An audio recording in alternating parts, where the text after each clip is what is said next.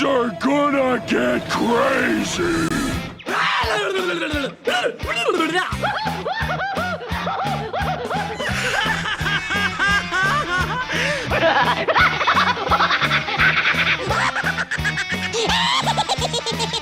Most everyone's mad here.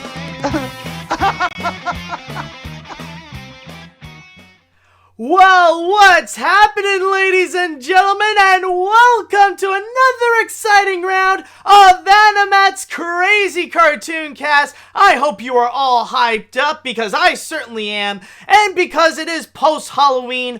Hopefully, that hype mostly comes from the sugar high that we have all gotten through our Halloween candy, regardless if you got it through either trick-or-treating, or if you just bought it and decided to keep all the candy to yourself instead of just giving it to kids. I mean, either way, it all works. Just get the sugar in you, and I am all set. And hopefully you guys had a great Halloween this year. I know I certainly had. I had a great party with my friends. And also, why not just go and take the time to actually go and show you my Halloween costume that I got, because like usually around this time everybody loves to show off their Halloween costumes and present what they've done for Halloween, and I decided my Halloween costume was a little bit of a last minute decision. I didn't really know what to do, so I just decided to go and say, screw it, I'm gonna be a yellow M&M.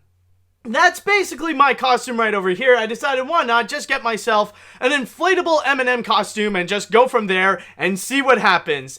And the funny thing is that during the party, me and my friends, we even went to go to an escape room. And yes, I actually still dressed up as this yellow M&M. And we managed to solve the escape room, by the way. That's kind of like the miracle of all this. And I actually did help. I was actually pretty useful. And some of you might be wondering, well, what's with the battle axe? Well, why the fridge knight, you know? Why not just give the M&M an axe? You tell me why I shouldn't. And I just gotta tell you, on the side note, with this picture right over here, holy crap, you guys have no idea how hard it is to take a picture or to take a selfie with this costume on, because it's already hard to see with this whole thing. Like, you can only see through the yellow of his eyes, like, no, not the yellow, sorry, the white of his eyes, and if you look inside, like, you'll see my face over here. So my field of vision is actually extremely limited, and on top of that, like, holding my phone at the same time, like, it's almost a nightmare to try to go through. Like, I try to position myself. I can't even see my phone while I'm taking a selfie. Like, to get a good selfie like this, it took me, like, several tries. Like, probably dozens. Like, I'm just on the side, like, alright, adjust the camera. It was tricky, but I managed to pull it off. And for those of you who are only listening, you can go on my social media account on Facebook or on Twitter, and you would actually see my little picture of the yellow M&M costume that I have. Because honestly, it's a bit ridiculous, but I gotta say, like, it really was a highlight of the party. It was definitely a lot of fun and totally worth it, I might add. Alright, but with that said, now that the Halloween time is over, it is now time that I'm gonna go and ask the chat wall, guys, are you all ready for today's episode of AniMat's Crazy Cartoon Cast? Because we are gonna be looking forward to the future and see what it has for us. So are you all ready? Let's see, yes, we got some people prepared, we got some people all set for this. That is great, I love to hear it. So with all that said, let's go ahead and get things started. And we might as well start things off with the biggest entertainment news of the week. And you know, the funny thing is that regarding this subject in particular, it certainly does feel like nowadays, every week, I gotta have a story with at least one of these. I gotta go and have at least one story related to this subject. And this is by complete accident, by the way. It's not that I'm obsessed with it, it's just that it keeps popping up, and it often brings up some animation news. But this week, however, it's an entirely different story because it just exploded with numerous of different news because it had one day, one special conference to reveal everything about it. So with that said, let us start things off by looking into the big news of HBO Max. Yes, this week, HBO Max and WarnerMedia, they had their big conference to go and reveal their big streaming service, and they announced a whole bunch of different projects. I think it was on on a Wednesday or something like that? Just need to double check with my calendar. It's either like on a Tuesday or Wednesday. It was like in the middle of the week. And they dished out a whole bunch of different news related to what's going to be happening in HBO Max. And since this is AniMat's Crazy Cartoon Cast, we're going to go and start things off by looking into the animation news because they have revealed a whole bunch of them. And probably the biggest thing in animation that they have revealed this week is actually a long rumor that has now been officially confirmed, and that is regarding the Looney Tunes cartoons. Yes, the new Looney Tunes cartoons are going to be officially coming to HBO Max, and I don't mean the classic ones, but I think the classic ones are going to be appearing in HBO Max anyways, but I'm referring specifically to the brand new upcoming Looney Tunes cartoons. This is going to be a full-on reboot of the Looney Tunes, and not just any regular reboot where they're turning it into a modern animated series like the Looney Tunes show or Wabbit or whatever. I mean fully rebooting them back to go and return them to their roots. To go back to the classic days of Chuck Jones, Friz Freleng, Bob McKimson, Tex Avery, Bob Clampett, and all those guys, going back to that. In fact, I'm going to go and read from my source here through The Hollywood Reporter, where it would describe a little bit more about some of these shows. So let's start off with, of course, Looney Tunes cartoons, as it says that it is a series of 80 11-minute episodes featuring marquee Looney Tune characters in gag-driven shorts that include classic storylines adapted for present-day audiences. The series from Warner Brothers Animation is executive produced by Pete Brownguard of Uncle Grandpa and Sam Register. The voice cast includes Eric Bauza, Jeff Bergman, and Bob Bergen.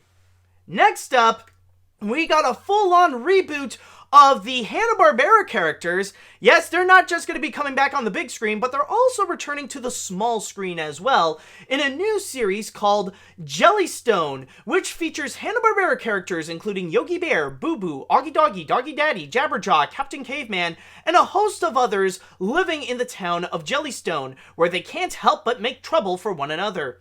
C.H. Greenblatt, the creator of Chowder and Harvey Beaks, is executive producing this with Sam Register. And I don't have an image with me right now, but if you actually do look it up with Jellystone, I just gotta say, oh my god, the art style of C.H. Greenblatt with the Hanna-Barbera characters is just freaking adorable, because the grand majority of the characters, they all have like just this chubby cheek, adorable face just looking on the side going, ah! It's actually really cute, and you got like all the different characters. This is just the tip of the iceberg. It ain't just Yogi, Augie Doggy, Doggy Daddy, Jabberjaw, Captain Caveman. Like, they got Quick Draw McGraw, Huckleberry Hound, Snagglepuss, and like many of the classic Hanna-Barbera characters are all going to be coming back for this one show with Jellystone.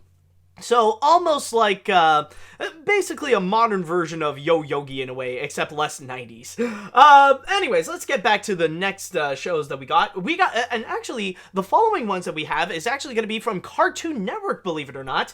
The first one called is Fungies, a prehistoric comedy from Stephen Neary of Clarence and Cartoon Network Studios that centers on Seth, a science-loving student at Fungi Town Elementary. In his search for the ultimate scientific adventure, Seth often stirs up trouble for other residents of the town. Then after that, we got Tig and Seek, in which 8-year-old Tiggy and his gadget-building cat Gweeseek search for the lost items of Ouija City. In the lighthearted mystery show comes from Mike Chillian of Uncle Grandpa and Cartoon Network Studios. And then finally, the last piece of animated content that they have revealed for HBO Max, believe it or not, is actually going to be coming to us by Robert Zemeckis and writer Jared Stern of the Lego Batman movie, which is going to be called Tuned Out, a live hold on a sec, let me just go and highlight this. There we go.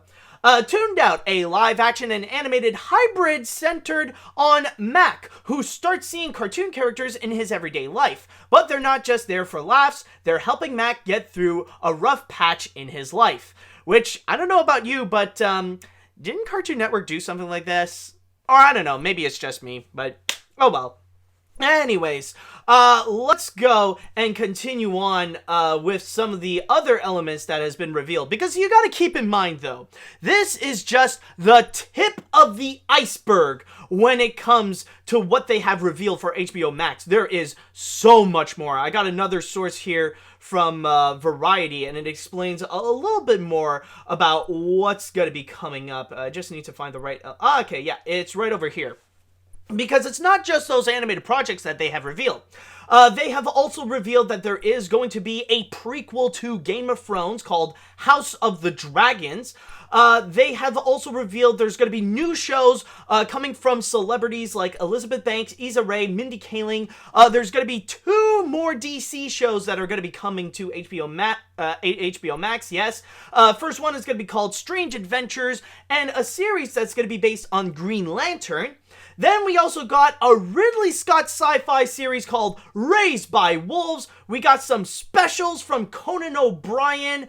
And also, in terms of the old content that they got, apparently, not only Hulu will be having this, but also HBO Max is going to have all the episodes of Rick and Morty. But one of the bigger news is that HBO Max managed to get the exclusive streaming rights to South Park. Now, this is actually a big deal because I have actually heard that there was a massive bidding war in order to get the streaming rights of South Park, and I think it ended up getting over $500 million.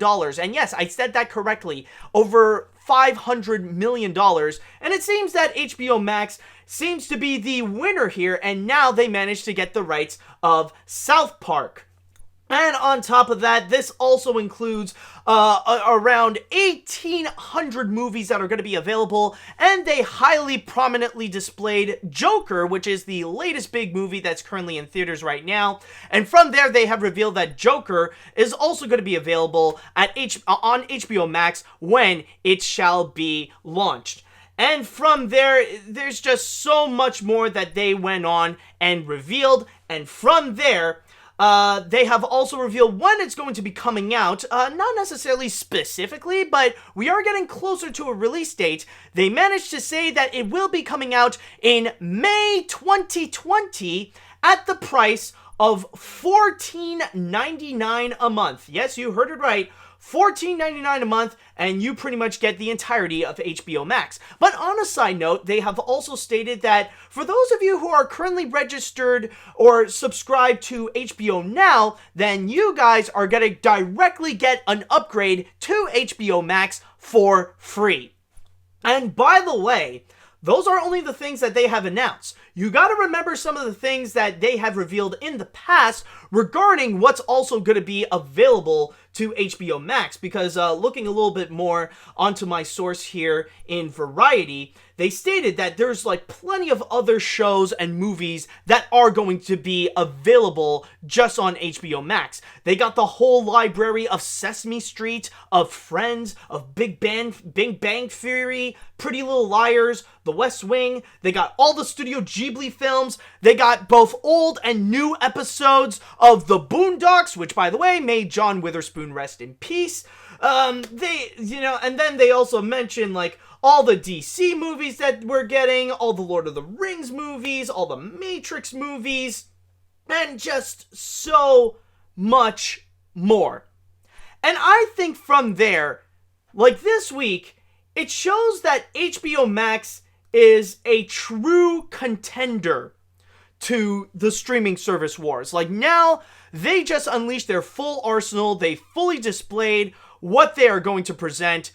And wow, I'm not gonna lie, it is legitimately impressive. And I mean, on top of like plenty of the other stuff that, like all the other Warner Brothers movies and all the other shows that they got, rather it be through like TBS, through Cartoon Network and all that stuff. Oh, which reminds me, there is also another announcement that's been revealed this week that the J.G. Quintel series, the guy that brought you Regular Show, his adult-oriented show called Close Enough, that's actually going to be coming exclusively to HBO Max as well. That's just another thing that I forgot. But there's just been so many things that have been revealed, and so many movies and TV shows that are going to be promised onto HBO Max. Max, and it's just incredible because right now HBO Max just presented that in terms of content, in terms of what they can deliver both in quantity and quality, they're already right up there with Disney Plus. Like, now they could be a true legitimate competitor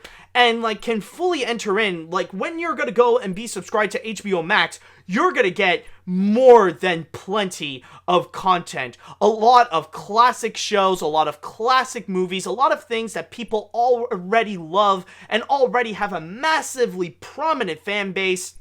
And then you're also going to get some brand new stuff that will really add a lot more into it. Rather it be you're an animation fan and you just want to see like the classic Studio Ghibli films or see some of the new Looney Tunes cartoons, or maybe like a classic fan of cinema because they did promise a lot of classical movies that are going to be featured there from Warner Brothers, or maybe some of the more modern stuff. Like, I'm sure like you'll probably get Harry Potter or Lord of the Rings, or I think Harry Potter, because like, aren't those movies released by Warner Brothers?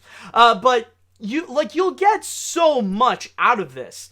And that's the funny thing about HBO Max, because it already displayed all the major things that you can get, and I can see where the hype can definitely be real, and you could see how it can legitimately be a how it can be a legitimate competitor in this race, where it does have the arsenal and it does have the content to go and fight against all the other streaming services. And already throughout this week, I do see the hype really getting real, where a lot of people are actually considering to get into HBO Max because of all the different things that they have promised to offer in there.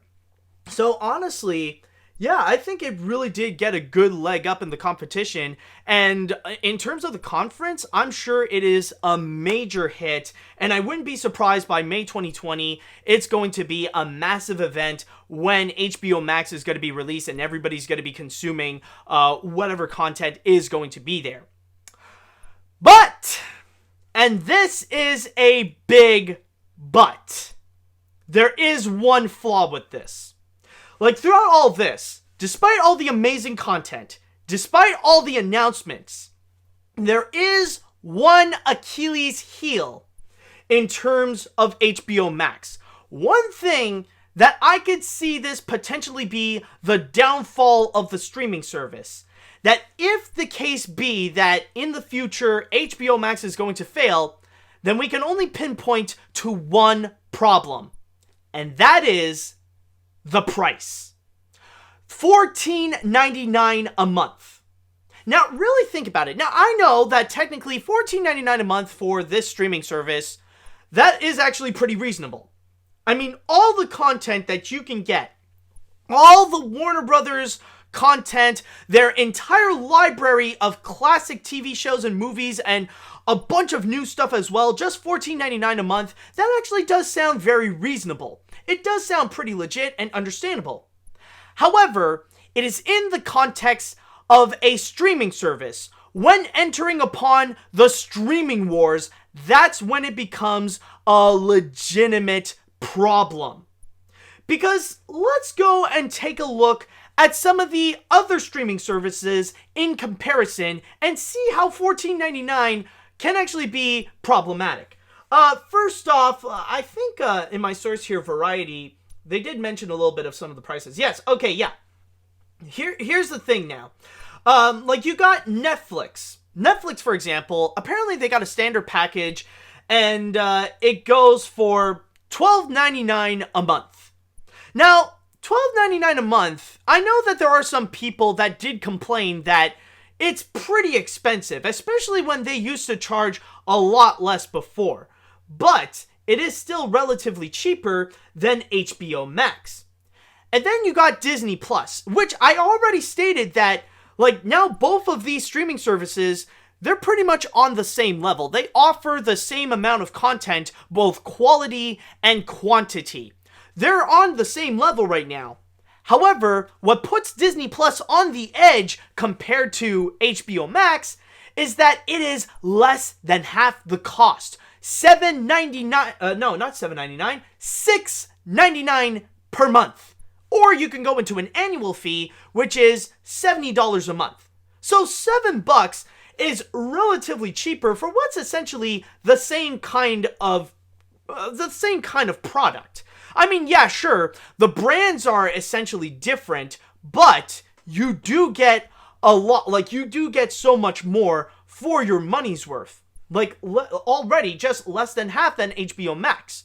And then we got Apple TV Plus, which I believe actually got released not too long ago. Like, it's brand spanking new in the market. And they're charging that just $5. $5 a month. Just for Apple's streaming service. So you do see where the problem is with HBO Max. Because going $14.99 compared to everyone else, that's going to get expensive real quick. And the thing is that I know that the grand majority, if not almost everyone, is not going to have every single streaming service that is available in the market. On average, I would say that people are just going to go and pick and choose 3 to 4 streaming services and just go from there. Just sit with just 3 to 4 streaming services. And a lot of people already made their minds on which ones they want to go and get. There's a lot of people that want to stick with Netflix. There's a lot of people that's planning to get Disney Plus. And as for the other 1 or 2, then everyone else is going to go and fight for it. Like, Hulu's got to fight for it, Amazon's got to fight for it, HBO Max is going to fight for it, like all these different companies, and also this is not to mention Universal or Comcast is going to come in with their streaming service with Peacock, and they're going to go and try to fight for it. And one of the big things that people are going to look at in order to determine what they want to get and what they want to keep is going to be regarding the price. And already with HBO Max being the most expensive so far among all of them in terms of a monthly payment, that's going to be something that's going to really screw them over in the future. Now, I'm not saying that they are going to fail immediately. It's not necessarily going to be something that when HBO Max is going to be released, it's going to be a failure because of the pricing. I don't think so. In fact, I actually do believe that on the launch of HBO Max, I think it's going to be big. There's going to be a lot of people that will go and get HBO Max in order to go and get all that content. The problem is going to be in the long run. I'm talking about in 2, 3, 4 years max. During that time, in the long run, will there be people that will keep it? Because that's the thing. There are going to be people that will get HBO Max, but will they keep HBO Max? Will HBO Max keep their subscribers at $14.99 a month? That's going to be a major issue because that's going to get expensive real quick. And a lot of people are going to end up dropping it off in order to go and save some money. Because that's often what happens. Because there will be times when people will have a tough economic time for themselves. And they got to go and make some sacrifices. And if they got to go and sacrifice some streaming services, then of course HBO Max is going to be one of the first that will go. Now, maybe I could be wrong on this. And the content will definitely be strong enough to really solidify and explain that $14.99 a month price. That could be possible, but for now, is it really justifiable? That's my big question. Now, with that $14.99 a month price, of course, maybe there have been other streaming services that do that, but sometimes they would go and offer something else at the same time. For a good example of what I mean, go and take a look at Amazon, for example. I completely forgot the price of what they charge for their streaming service, but the main thing is that you go and get Amazon Prime in general. That's the big thing in order to go and get access to the streaming service, because with Amazon Prime Video, you do get Amazon streaming service, but at the same time, you also get a premium membership to what's basically the world's biggest online store in history. So you do, like, it's not just that. You also get something else as well. And if they would charge something like $14.99 a month, then it's completely understandable because you really do get more bang for your buck because you're getting a lot more from from Amazon, not just their streaming service, but also premium service to their shops. That's kind of the big thing. Like, that could be explainable to have a little bit of a higher price than most other streaming services. Again, if you can correct me on that, I don't know how much Amazon Prime charges, but we'll see. But that's the thing with that's the thing with HBO Max. You can't really go in and say that, oh, we're going to go and charge $14.99 a month for just a streaming service, because compared to the other ones, that's going to get expensive real quick. Now, the one thing that they can do now in order to go and fix this problem is maybe go and just reduce the price. I would say maximum $9.99 a month. Because I think it's going to be at the point where once the streaming wars is really going to get going and it's really going to get rolling, and now all the streaming services are going to compete against each other, I'm sure price is going to be a big factor into this. And I can imagine how not like going into the 2 digits is going to get a little too expensive, at least in terms of the monthly fees. So if HBO Max wants to save itself the trouble, then I highly recommend them just go and reduce the price, at least to not, just go $9.99 a month max. And then I'm sure they'll get a lot more people that will be involved. Again, this is not necessarily to save themselves from the launch date, because I'm sure it'll do well at that time. This is to save them from the future. This is to save them in 3 to 4 years' time so that they don't have to deal with any struggles or any problem with retaining subscribers. So overall, in this element, I have to say, when it comes to HBO Max, like right now, they are definitely one of the most impressive streaming services in terms of what they could offer with the content. There is so much that they could offer, and it can certainly be, more bang for their buck in terms of the customers who want to get HBO Max. But it's just the pricing, I feel like it could be problematic in the long run. So for that, I would say that we'll have to wait and see in the following years to come, but it would not surprise me, at the very least in the launch date, that HBO Max will be a hit, and it will be a very solid competitor in the streaming wars. Now, that is my entire piece on the whole thing with HBO Max. Now, I would like to go into the chat wall, and I would like to go and ask you guys, what do you all think about HBO Max? With all the, what's your favorite thing that has been announced about HBO Max? And with all these announcements and the release date and the pricing and all that stuff, would you guys actually go and get HBO Max? I would like to know. So let me know what you all think. Alright, so let's see what we got here.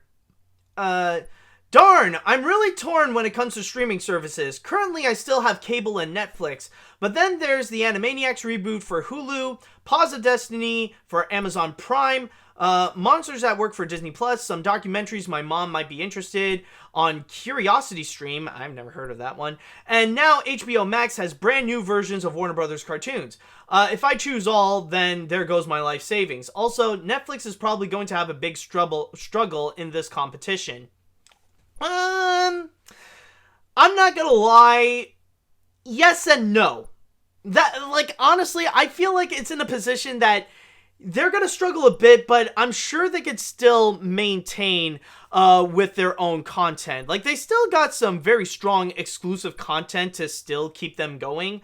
I'm not ruling Netflix out yet. I don't think they're I don't think they're gonna be really that damaged. Just as long as they can still offer some strong content on their streaming service, then I think it will do fine. Maybe it's not going to be as big and hyped up as HBO Max or Disney Plus, but I think it'll still have a horse on this race. That's my feeling, at least. Maybe I'm wrong. Let's see now. I'm excited for HBO Max, but oh god, the price.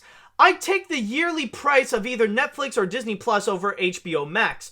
Other than that, it does have a great library of content. I'll still need more money to buy a gift card though, if HBO and Disney ever release HBO Max and Disney Plus gift cards to retail stores. Oh, they definitely are. I mean, like, Netflix has been doing it so much. I'm sure eventually Disney Plus and HBO Max are going to do the same thing, or any streaming service will go and try to do the same thing, like with a gift card, because I'm sure that's going to make a great holiday gift. In fact, we're entering in the holiday season right now. I'm sure one of the big gifts this year is to give everybody like Disney Plus or Apple TV Plus, and then next year the big Christmas gift is going to be giving people yearly subscriptions to HBO Max or something like that, and they'll give it in the form of a gift card. I'm sure that's going to be a big thing that they're going to do. Let's see. Who else do we got? I've made enough jokes about HBO Max brutally killing my wallet, so I have nothing new to add. Stuff like Jellystone, however, sound really cool, and may serve as a good modern Hanna-Barbera fill before I see Scoob. Also, I was gonna make a joke about Ouija City sound like Michi, but think about it. Ouija sound familiar. I know where you're going at, dude. Oh my god, bring that classic meme to life. Bring back Ouija. Hey, I mean, like, the theming of spooks and Luigi is alive and well because of the release of Luigi's Mansion 3. Why not bring back the legend himself, Ouija? Oh my god, I remember the days of when Ouija was a popular meme. Oh, good times, man. That's a bona fide meme right there. Already, I'm starting to feel nostalgic for memes. Like, are we really at that point in our lives? Okay, anyways, let's see. To be honest, I'm sticking with Disney Plus. HBO Max is too pricey. I'm worried at this point all of this content and more may seem like begging on their part. They could, you know.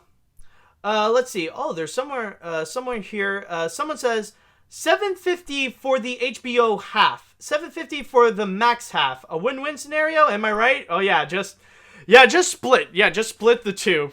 I was like, okay, if you just want the HBO stuff, it's $7.50. If you want the Max stuff, it's $7.50. I guess. You know the irony is that, like, even if you slice that thing in half, it's still going to be in the higher end in terms of the pricing. Like, slice it in half, and Disney Plus and even Apple TV Plus is still going to be cheaper. That's the sad reality of this. But maybe it could do something. Who knows? I don't know. Maybe they will offer other packages. I'm going to go and read, well, maybe a couple more. Let's see.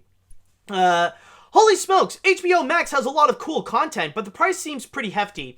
I have to now and wait and see if the price goes down, but on the bright side, I have Tubi. Oh, well, at least you got something.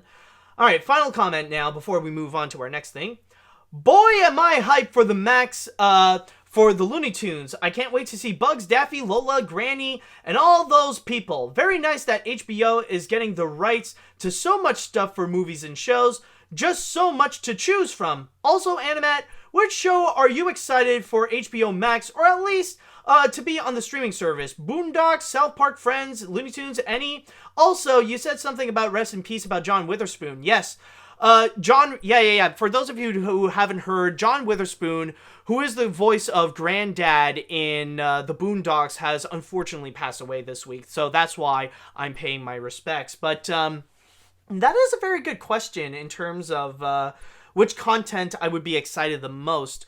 And, let's see. If I would have to go and pick one, well, Looney Tunes cartoons I'm definitely excited about.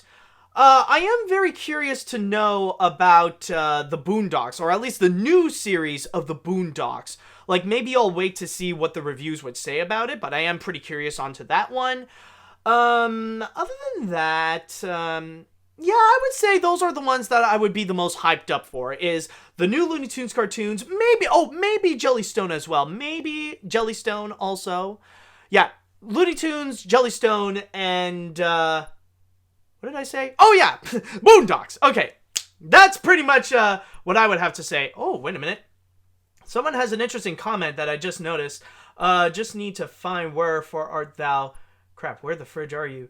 I just noticed someone actually put up a very interesting... Ah, here it is! Okay, thank you, yeah. I may end up just getting this for the movies and Cartoon Network shows, but the $15 a month price seems a little steep when you can get Disney Plus, ESPN Plus, and Hulu bundle for $13. Yeah, that is a major problem. And like, you really do highlight a massive issue with the price. You know when it's bad when Disney can make a whole bundle where you could get 3 different streaming services and it would still be less expensive than one whole streaming service, which HBO Max. That's kind of the problem that I want to highlight on this. All right, so let me just get my water here. Oh boy, and I already see the chat wall is filling up the, already, the chat wall is just filled with Fs because people want to pay their respects for John Witherspoon. Well, that is nice, though. That is very nice and very understandable. Okay, so now that we got this done, now that we have cleared off HBO Max, it is time that we go and move on to the next streaming service, because I've already talked a little bit before regarding Netflix and how a lot of people are wondering that, oh, when Disney Plus and HBO Max is going to be released, they're going to be tanking. And I kept myself optimistic. They still have a pretty strong chance, and they still got some strong content that's going to be coming up. And if you need proof of this, well, then there is one trailer that has been released this week that I gotta say, at least visually, I'm just blown away by this. So with that said, let me go and set myself up. Let's go ahead and check out the trailer for the next Netflix series that's coming up. I believe it's actually going to be coming pretty soon, next week actually. Green Eggs and Ham. Just past Whoville and all those places you'll go. I'm vegan. I'm so sorry. How long have you known?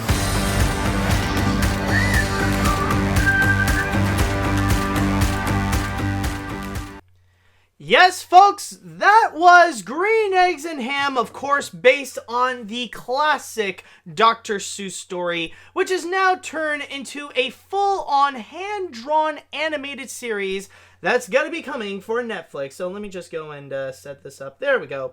Green Eggs and Ham.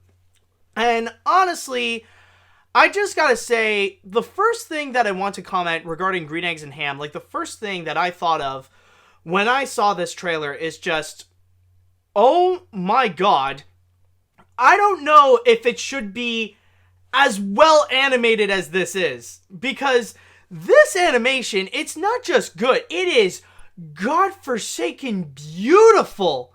Like, I am legit amazed at the amount of quality that they actually put up. Like, keep in mind, this is not just regular 2D animation that we're getting nowadays, that many people would try to cheat their way through it by making flash animation and make puppets out of the characters. Like, this is full-on fluid and smooth animation. Like, you do see a little bit, like, probably a great example is somewhere, yeah, like, over here, like, when you see, like, the little pep and kick of Sam at the beginning, like, over here, the subtlety and just that animation is just amazing. And not to mention, I also really like the designs as well. I also like the look of the entire show, where it does have a feeling that it's entirely handcrafted. I mean, yeah, like, it's obviously built on computer, but you could see the amount of care and the amount of effort that the animators would put in.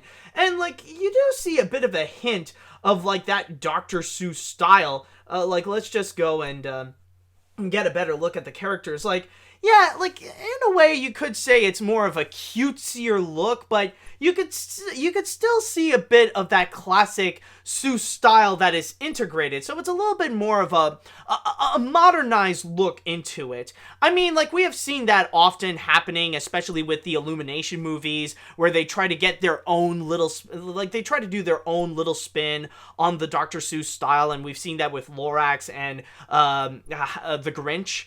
So, honestly, with this, like, I'm not that opposed to it, and they look pretty cute, I must say. Like, it does have its own charm, it does have its nice little appealing look to it, and it looks like they are promising a lot of different areas. Like, if there's one good reason why you would want to see this show, it's mainly because you want to see, like, all the different places and all the different crazy scenarios that Guy and Sam would get themselves into. Like, you would see them on a train, and, like, they would be fighting off a goat, driving off, and, like there's even, like, a little scene where they're in the desert, they're in, like, some kind of canyon, and even the style of it, oh my god, it looks very reminiscent to something out of the Looney Tunes. Speaking of the Looney Tunes, by the way, like, this looks like an area that you would expect the Roadrunner being chased by Wile E. Coyote. Like, it has that beautiful look, and also, the mix of computer animation that I did notice, like, you may see that the car is actually computer animated, yet at the same time, like, the look of it, there's a lot of elements that are computer animated, but you do see that it does blend a bit with the handcrafted environment. Like, you do, like, I'm not saying that, they're pretty much one and the same, they can coincide with each other very well. It's not like in the veins of something like the Iron Giant. This, like, it is a bit noticeable, but it is well done. Like, it does actually look pretty nice, whether it be the car or, like, you see the little train that, like, the train that's going on this roller coaster loop. It still looks fantastic, and I think that's going to be, like, the main selling point. It's really the beautiful animation that they are delivering, that I've heard so many times that this is probably the most expensive animated series, or the most expensive show that Netflix would have to go and create. But the benefit from that is that you can definitely tell where the money is. It's not just on, like, the big name celebrities that they got attached to this. It's also regarding the top quality animation that they would deliver. In fact, honestly, this already looks feature quality. That's how good it is. When you have a hand-drawn animated series that looks almost as good as a movie, then you know you're in for something amazing. But with that said, though, even though that I really do admire the animation, I love where they're going with the visuals of it, it's just with the script, that gave me a little bit more of a thought, because that's the one thing with the trailer. It definitely succeed in selling the animation, but probably a little too well, because that's probably the only thing that stuck with me when I saw this. It's just that, oh, okay, the animation is so beautiful, but I completely forgot about, like, some of the other elements, especially regarding the writing, the story, and how the characters are going to be themselves. And that's the one major thing that I've seen a lot of people have serious doubts about. It's just the fact that we are talking about green eggs and ham. This is an entire, not a movie, but a TV show that is based on a classic children's book. And I mean, we have seen so many times, especially with movies, that they would have such a difficult time to try to adapt it to just 90 minutes. How the fridge can a whole TV show do that? Especially when they're promising more seasons to come. Like, even in here on YouTube, Netflix labeled this as Green Eggs and Ham Season 1.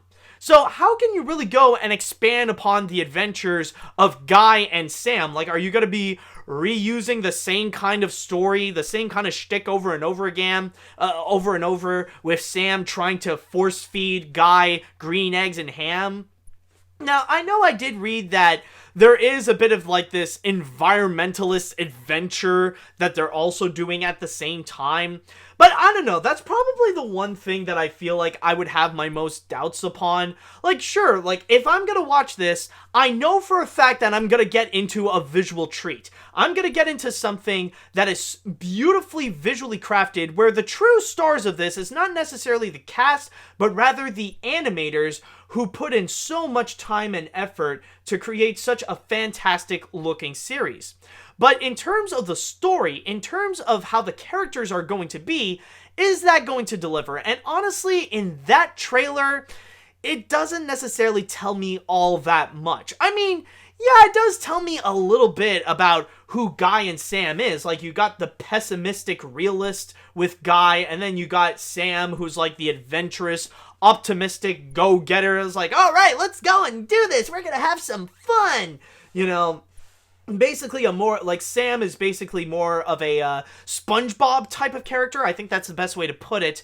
But other than that, it's just like, it doesn't necessarily tell me all that much in terms of how the soul of the series is going to be. It doesn't tell me how the series is going to be in terms of the concept of the entire show. It definitely sold me visually, but conceptually, I don't know. Especially regarding the humor. Like, I did notice that there are some gags that are thrown in here and there, and honestly, a lot of them are just, Like, honestly, there isn't much gags that I really laughed at. The only one that I did find funny was actually towards the end with the whole vegan joke. That, I have to admit, was actually pretty good. I'm vegan. I'm so sorry.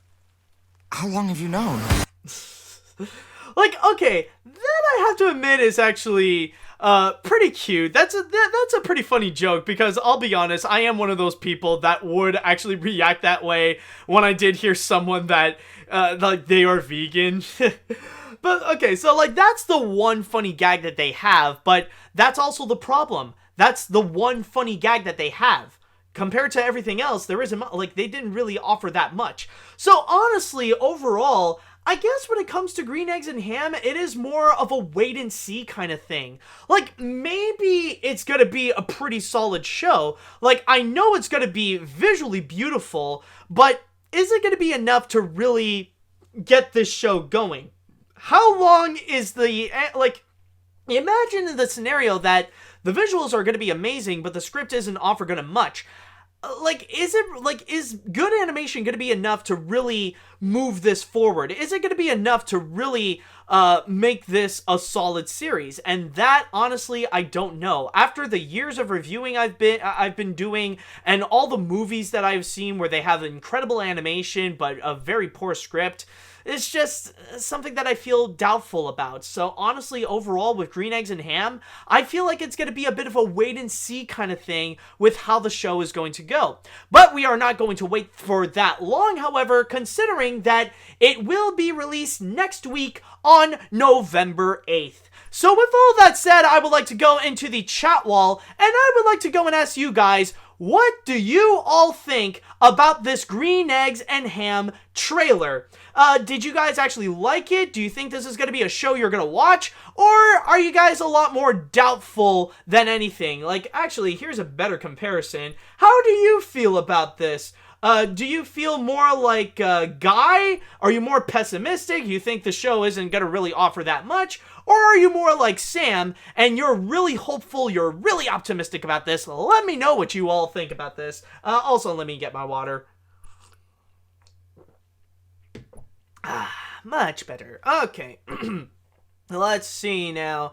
Who would have something to say? Well, dang, I'm impressed by how this looks. Only thing that worries me is the brief intent of a son of a coming from the mouse, since that could be a reflection on the series' humor. But other than that, I'm interested in checking this out. Yeah, honestly, that could be, like, the most that I could expect in terms of, like, pushing the envelope. Like, that's only, like, the one little throwaway gag that they have here. Like, just this little piece. I don't want to eat them, you filthy son of a... Like, that's pretty much all that they would do in terms of, like, the edgy humor, but I'm not expecting anything that would really go that far. Like, actually, the best way to put it is that I'm not expecting Cat in the Hat style jokes. You know, like the 2003 Mike Myers movie. Like, I'm not expecting this to go that far where they would also throw in some random inappropriate sex jokes onto this. Especially, like, with all the different hats. Like, you're not going to see Sam where, like, his hat is going to go, whoop, oh, awkward. You know, I don't think that's going to be happening on this. Alright, let's see, what do we got here? At least the Webulous World of Dr. Seuss from Nick Jr. brought every iconic major character by Dr. Seuss in one universe, and Seussical the Musical as well. Well, you know, I do have a little bit of a theory. Now, I could be wrong on this, but there is something that I feel like you could be wrong on that. I believe that if this show continues, or maybe we'll see next week, but I got a feeling that maybe in Green Eggs and Ham, we could actually see some cameos from other Dr. Seuss characters. I know it sounds weird, but my biggest clue onto that is actually right at the beginning. It's like over here. Like, listen. Past Whoville and all those places you'll go. Past Whoville. Past Whoville. Like, they mentioned that Whoville is actually going to be involved. So you never know if that there could be some cameos you wouldn't expect. Like, maybe the Grinch is going to make an appearance. Maybe the Cat in the Hat will make an appearance. Or maybe some of the little residents of Whoville that are connected to Horton Hears a Who could actually be there. I'm just saying, considering that they did mention that this is in Whoville, maybe we will see other other Dr. Seuss characters. Especially the fact that this is a whole series we are talking about. They cannot just limit themselves to just Green Eggs and Ham. I'm sure they could probably find a way in order to make a bit of a Dr. Seuss universe with this show. Like, it would be a major win for Netflix if they can go and create, like, the Dr. Seuss universe, considering that now the contract with Illumination and Dr. Seuss is pretty much done, and like now Dr. Seuss is looking for other ventures to go and create shows and movies and stuff. Let's see now. Going back to the chat wall, let's see. I've never been too keen on these Dr. Seuss adaptations, although Horton and the new Grinch were pretty good.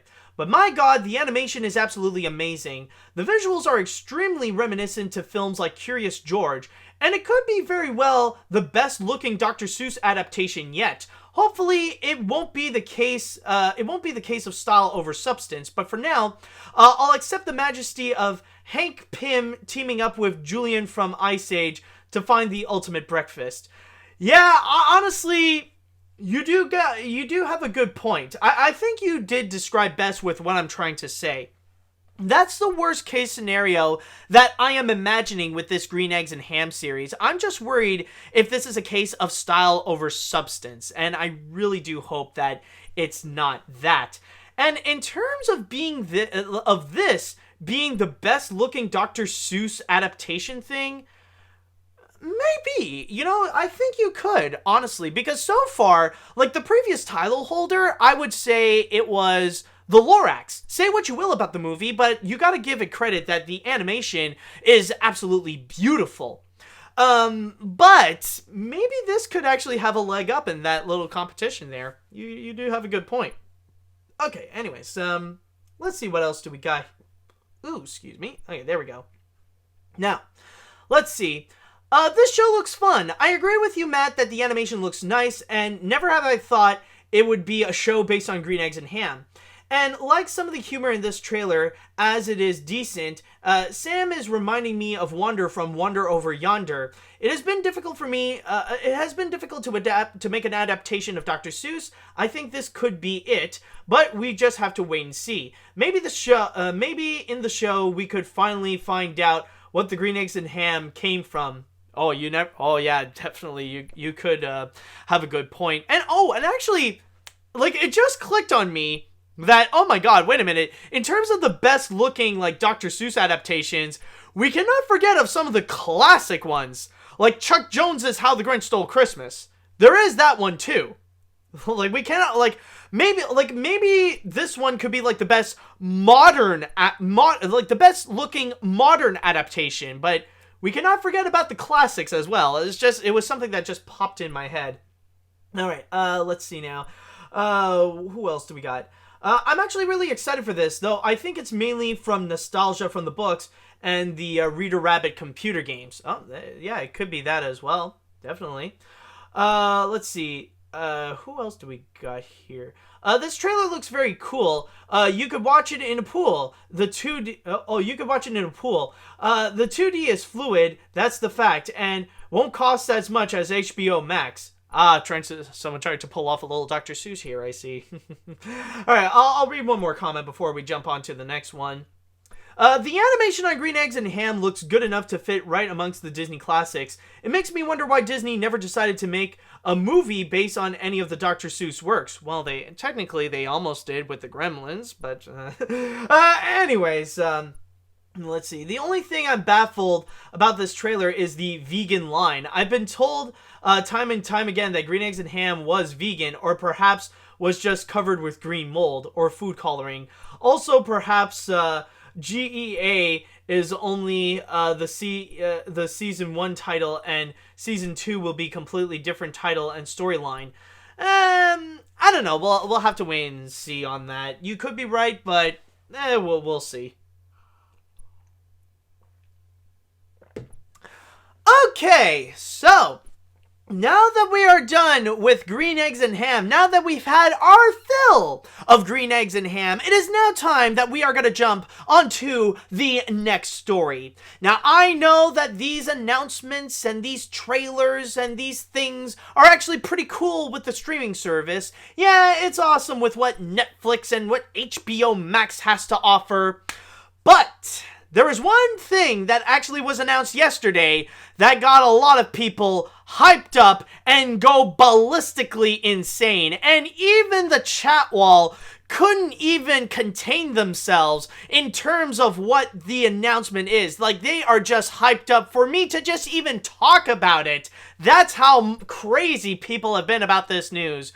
Yes, Green Eggs and Ham is fine, HBO Max is cool, but what people are really hyped up right now is regarding the comeback of our boy, Miles Morales in Spider-Man Into the Spider-Verse. Yes, just yesterday as I'm recording this, Sony Pictures Animation has officially made the announcement that a new Spider-Man Into the Spider-Verse movie is going to be coming out in 2022. Or more specifically, it's going to be available on April 8th, 2022.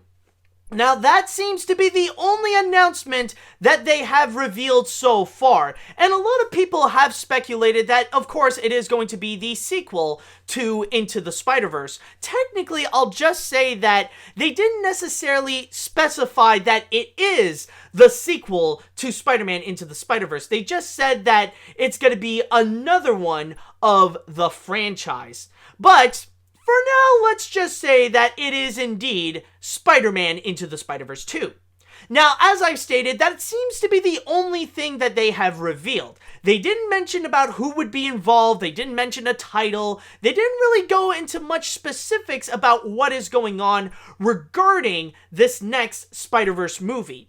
But it does seem that, according to Twitter responses and stuff like that, especially from the original creators and stuff, while it does seem like there is a good chance that the original directors won't be coming back, and I'm talking, of course, about people like, just trying to find the names again. Right, yeah. Like, it doesn't seem like Bob Persichetti, Peter Ramsey, or Rodney Rodman might come back as directors, but there is a good chance that Phil Lord and Chris Miller will be returning as producers.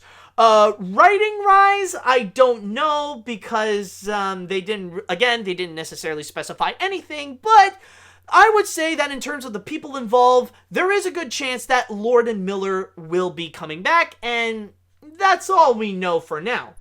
But previously, there have been announcements regarding what would be about this sequel, as Sony has been considering to go and make a few more Spider-Man Into the Spider-Verse movies. One of them that we haven't heard in a while is regarding an all-female Spider-Verse movie that would mainly star Gwen Stacy. But specifically, regarding the sequel, the Into the Spider-Verse 2, I'm just going to read a little bit from my source in /film, as it states, just go over here. Yeah, okay. It says here, before Into the Spider-Verse had even hit theaters, reports said a sequel was already in the works, with Wonder Woman 1984 screenwriter David Callahan on board to write the screenplay, and Avatar: The Last Airbender's Joaquim dos Santos set to direct.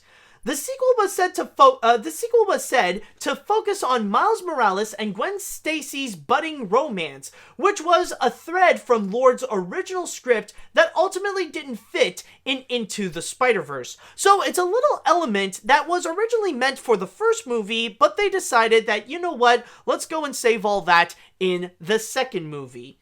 But those are from previous reports. We don't know if that's going to be the same case. But for now, we do know that there is a confirmation of the fact that Spider-Verse is coming on April 8th, 2022. Oh, but hold on. Before we continue, though, there is also one related announcement that Sony has done at the same time. And I'm just going to switch over to my source on Variety, as it also states... Sony also announced Friday that it has moved back Vivo, an animated musical adventure featuring original songs from Lin-Manuel Miranda, the creator of the Broadway smash Hamilton. Its new release date will be on April 16th, 2021, 5 months later than the previously announced date of November 6th, 2020. So we're not getting that literally next year, we're going to be getting that a bit later. And if I may go and quickly comment on Vivo getting delayed, honestly, that was a little bit heartbreaking for me, because before the announcement of Spider-Verse 2, Vivo was actually my most anticipated Sony animation movie. Like, I know there is also Mitchell's versus the Machines, but for me, like, listening to the concept on it, I just felt like it was, Like, honestly, I don't really have that much high hopes on that one, mainly because the concept just sounds a little too generic. Like, honestly... Like, you gotta show me a bit more on that. Maybe the execution can prove me wrong, but for now, I'll just say that I don't care if Lord and Miller is involved as producers. So far, it just doesn't sound that appealing. It just sounds pretty generic for me. I don't know. I don't have much high hopes for Mitchell's versus the Machines, but... As for Vivo, however, considering that it is an animated musical brought to us with songs by Lin-Manuel Miranda, and it's been long in production for a long time. It was supposed to be at DreamWorks first, but then suddenly they moved the whole project to Sony Pictures Animation. That one I'm a lot more curious. That one I'm a lot more hyped up. That one seems to have a lot more promise than most of the other, probably more so than any of the other things that have been announced from Sony Pictures Animation in the future, other than Spider-Man, of course.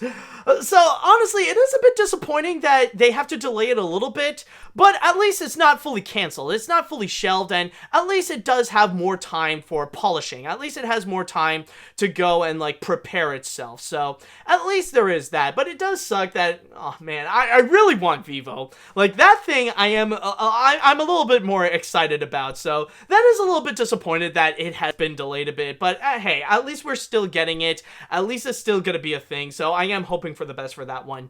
Okay, so going back onto Spider-Man Into the Spider-Verse, going back onto that movie, now this one, okay, I think, honestly, while a lot of people are excited, let's be honest, this is something that we should not be surprised about.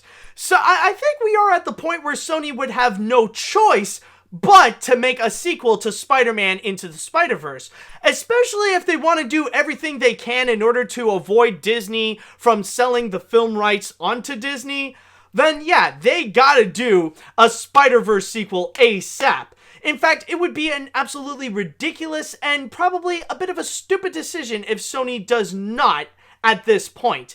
Especially when Sony Animation has a reputation of literally making sequels out of anything. That whatever project that they have, it doesn't matter, they'll just go and make a sequel for it. I mean, we're at the point where they have made some of the worst and useless sequels with movies like Surf's Up, Cloudy with a Chance of Meatballs, and especially Open Season, where they decided to throw in several on those things, then I think at that point, yeah, you better give freaking Spider-Man a sequel.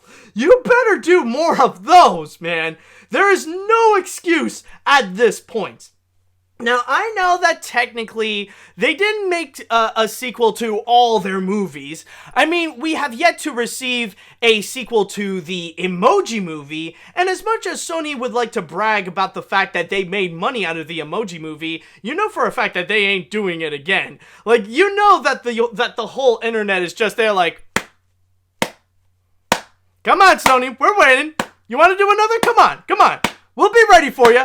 We'll be ready for you, Sony. Oh, we'd be ready for a good whacking, man. We'd be ready for a good whacking. But then also at the same time, there was also The Star that didn't necessarily get a sequel at the same time. But then again, that one you can give it a pass for not having a sequel, considering that it is the story of the birth of Jesus Christ. I mean, like, what the fridge can you do in order to make a sequel of The Star? Are you gonna go and do the whole crucifixion? Yeah, join Bo and our friends as these wacky animals check out the crucifixion of Christ, featuring Tracy Morgan as the camel going, looks like Jesus got double-crossed by Judas! Da-da-da-da-da! But anyways, going back to what I was talking about, going back into Spider-Verse, it's pretty much a very smart decision that, yes, like, it's gotta happen eventually. And I know that 2022 does seem pretty far from here, and so far, I guess, a lot of people are already stating this as their most anticipated movie of 2022, but honestly, you know what? I'm perfectly fine with it. At least they're not, they're not doing, like, the whole Hotel Transylvania thing and just, like, mass producing it and keep, like, trying to bring it out once every 3 years. Like, it is a little bit, like, now the gap seems to be a bit longer between this one and the original Spider-Verse, so at least it does give them more time in order to craft the things that they want to do, especially with the unique animation that it has. They got to go and try to make something that, it would probably take time in order to go and get those visuals correctly, especially if they want to try to add more into it, try to make something, try to make something new, try to add a lot more with what they can do. And if they want to go, and especially if they want to add a lot more different Spider-Man characters, if they want to highly prominent, to make a lot more of the other ones to be more prominent than some of the others as well. Now, there is one thing, however, that I would like to talk about that is just a little bit of a criticism regarding what has been announced. They only announced a release date, yes, but that's the one thing that I want to go and criticize, because I'll be honest, April 8th? Really? You're putting Spider-Man Into the Spider-Verse in the middle of spring? Now, I know that technically that with April, it is a pretty solid time where you would see a few animated features, and even recently, we would see some superhero movies appear as well, especially when at the end of April, Marvel made it a little bit of a tradition, especially with the Avengers movies, for those to initiate the summer blockbuster lineup. So, like, you would go and be, like, summer would begin when the big Avengers movie has been released at the end of April. But we're not talking about the end of April, though. This is more the start of April. That's not necessarily a well-known month for cinema. Like, yeah, you can get some major hits in April, but like, it's not necessarily that notable for people to go into the theaters and go watch movies and stuff like that. So I don't necessarily know why they want to try out, why Sony Animation wants to try out April. Not just with Spider-Verse, but also with Vivo, considering that's been delayed to the middle of April in 2021. My problem with it is just the fact that I feel like Sony is really holding back with Spider-Verse. Because, like, so far, it's what everyone's pretty much saying is the best thing that they have done, and probably, like, not just the best animated film from Sony Pictures, but what's right now the most anticipated movie from Sony Pictures in the future in general. All I'm saying is, why not go all out and make Spider-Verse a summer blockbuster? I'm sure it could be a strong competitor in the summer lineup if you put it either like in June or July or something like that. I know that some people could say that, well, technically in terms of animation, there is going to be some very tough competition, especially when there's going to be Pixar and Illumination, when they would be the ones gathering a whole lot of money, more so than most other animation studios. That is true, but then again, do you doubt the power of Spider-Verse? Do you think Spider-Verse might not be a competitor even when it would be up against like a Pixar movie or an Illumination movie? That's all I'm saying on that thing. And also, what I find to be very beneficial, if you would put Spider-Verse like in July, like imagine if you would put Spider-Verse on July 2022. That would actually be perfect, because then Spider-Verse could actually benefit on something that is unique that not many people might think about. Tradition. Why tradition? Well, I don't know if you've noticed in the upcoming lineups and what we have just gotten, but it seems that starting from this year onward, every July we're going to get a Spider-Man movie. Have you realized that? Because this year we got Spider-Man Far From Home, and then in 2020 we're going to get Mobius, starring Jared Leto, and then in 2021 we're going to get the third MCU Spider-Man film. And then, imagine if 2022, after that, it's gonna be Spider-Verse. Now, that, like, trust me, traditions often, they actually do very well. Take a look at Star Wars, for example. Look at the tradition that began with The Force Awakens, and then after that, it's Rogue One, and then after that, it's The Last Jedi. And then all three of these movies became massive box office hits, making over $1 billion each. So that could be something that would be very beneficial that they could do. It's just that with Spider-Verse being released in the middle of spring, at the beginning of April, I feel like that is just something that's going to hold them back a little bit. Yeah, sure, like maybe putting it in April, it's going, like, it'll make Spider-Verse stand out among the rest of the April movies. But then again, it just feels like something that it's Sony Animation just holding back. It's Sony Animation not having enough confidence that they could actually compete against some of the other major studios during like the summer blockbuster. I don't know.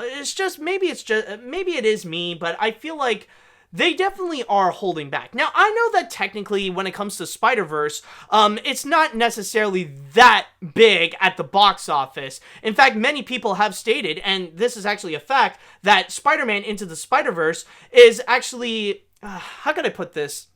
The weakest performing Spider-Man movie at the box office. Not a flop, but it is a movie that made the least amount of money at the box office compared to the other Spider-Man movies, compared to the Sam Raimi films, compared to the MCU movies, even compared to the Amazing Spider-Man films. It didn't really make that much. It only made like $375 million worldwide, if my calculation is correct.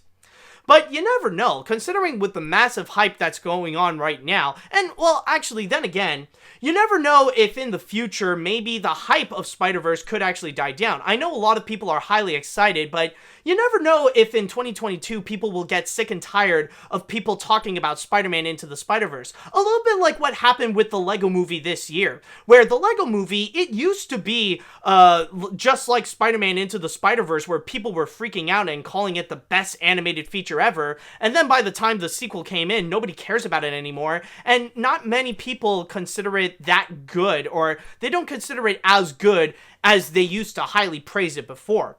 So that's the big thing with Spider-Man Into the Spider-Verse. So maybe they're just doing it because maybe the hype of Spider-Verse could die down. Like, yeah, you might think I'm crazy for saying that now, but you never know in the future. So maybe there could be a little bit of a reason. I don't know. But for now, we do know that there is going to be another Spider-Man Into the Spider-Verse movie that's going to be coming on April 8th, 2022. Alright, so with that said, I would like to go into the chat wall, and I would like to ask you guys, what do you all think regarding the newly announced release date of Spider-Man Into the Spider-Verse?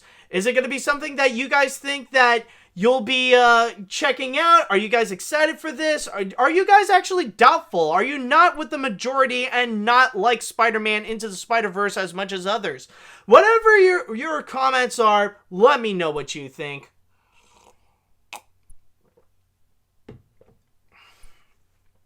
Alright, let's see. Into the Spider-Verse was one of the most unique cinematic experiences I have sat through. To think 2.5 years we can experience the magic once again. Hopefully this time we will see a 6-armed Spider-Man or the bombastic Bagman. You never know, man. There's no limits with what Spider-Verse can do. Let's see now. Spider-Verse 2 will be better than the Emoji Movie. That's gonna be a fact. Like, we don't have to put in opinions. Like, that's gonna be a solidified fact right there.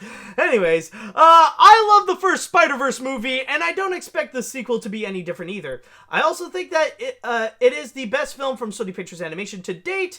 Yeah, I don't think there's any argument. Again, I don't think there's really much argument right there. Like, that's like a universally agreed thought on that. Almost that we could pretty much consider that as a fact.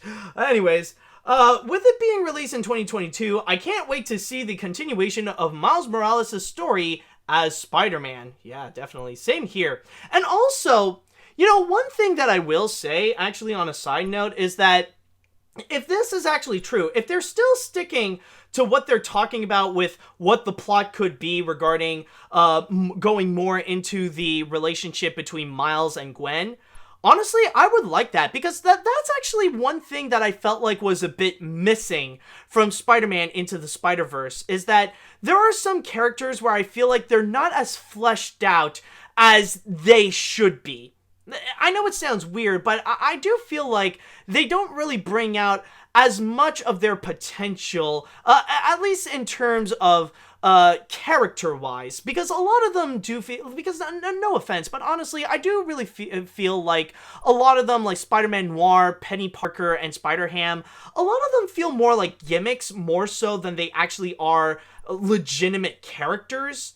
And even with Gwen Stacy, like, they already set up something great there, but I feel like there's not enough of it. And if they can go more into that, seeing the budding relationship of Miles and Gwen Stacy, then I would be all on board on it. I mean, they already had a great start with Miles Morales. Like, they already set that character beautifully. But if they can go and develop more onto Gwen Stacy, then honestly, I think that would actually be great on that. Like, if they can work a little bit more on the characters, then I think that we can really get something like something not only solid, but maybe even something that could surpass the original Spider-Verse.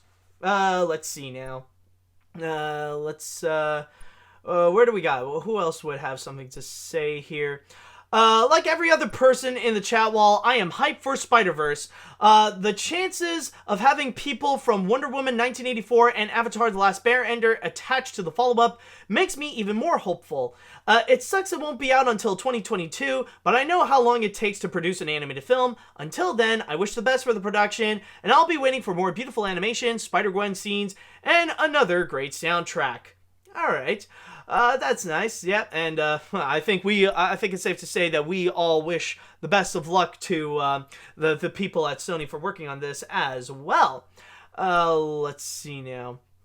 Hey, look, Miles is back. I love the first movie so much, but never got a chance to see it in theaters. But I did see it on Netflix. Also, I'll say right now, I know they learned their lesson about cartoon trash, but Sony needs to make more original stuff than Spider-Verse before it can become their Achilles heel, like Gendy with Hotel Transylvania, Open Season, and all that stuff.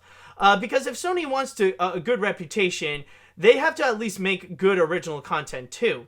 Well, that's the thing. Honestly, that's part of why I'm really excited for something like Vivo, because that's also going to be something that will be completely different. That's going to be another thing that's going to be more original. That's going to be like an original IP that will have its own identity thanks to the music of Lin-Manuel Miranda. That's why I'm actually more hyped up onto that film than something like The Mitchells vs. the Machines that just sounds bland, that just sounds generic. And like, yeah, people are hyped up just because of the Lord and Miller name attached to it, but that's not gonna save it. It's not like Lord and Miller can touch everything and it'll magically turn into gold. You know they can make garbage as well. You know that, right? They're not perfect filmmakers. Alright, anyways, I'll go and read one more comment before we jump onto the next story. Let's see now. I'm mixed about this. I like Spider-Man Into the Spider-Verse. I love the visuals, the writing, and the heart. Definitely Sony's best movie. But I feel suspicious on the sequel. Ooh, interesting. Let's see. The original directors and writers of the first film aren't working here, and Sony has a bad track record with sequels. The Mitchells vs. the Machines seems like something more like an adult film than a kid's film. If there is an Emoji Movie, this will prove in the future, like H.G. Wells's The Time Machine, will happen. You do bring up a very good point, because it is like, I don't think it has ever happened that Sony Pictures Animation has made a sequel that has topped the original. I mean, some could argue the Angry Birds movie too, but I don't know. For me, I feel like they're kind of like on par. Maybe the sequel is a bit better, but they're still on the same lines. But as for the other sequels that they have produced, whether it be from Smurfs, from Cloudy, from Hotel Transylvania, from Open Season and Surf's Up, oh man, like, They sure know how to tarnish a franchise. So you never know. And I mean, there is, and that is true, there is that chance that maybe they could screw up Spider-Verse. I mean, I know that is something that nobody wants to think about, and we don't want that to happen. But then again, we would be lying if we would say that there is no way that this movie could fail. Unfortunately, maybe there is a little bit of that chance. We'll just have to wait and see with what will happen. But then again, regardless of how it will happen, I wish the best of luck at the team at Sony when the movie shall be coming out on April 8th, 2022.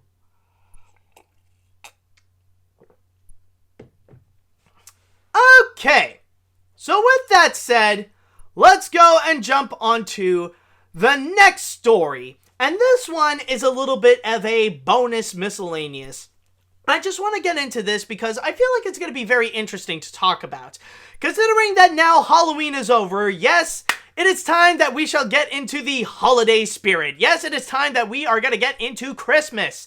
And the reason why I want to go and talk about this one in particular is mainly because in the future, we're going to have something a little bit weird. And I never thought I would say this, but believe it or not, in the future, we are going to have dueling Christmas Carol musicals. Yeah, I know, it sounds crazy, but apparently that's gonna be a thing. We know that Apple is going to be making one, and that there is a possibility they could get Will Ferrell and Ryan Reynolds to go and star onto that thing. But they're not going to be the only ones, however.